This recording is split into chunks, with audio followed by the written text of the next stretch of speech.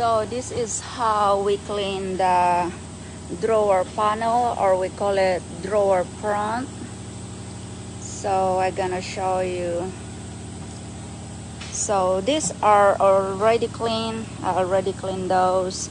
We have to remove those sharp stuff on the side and the corner.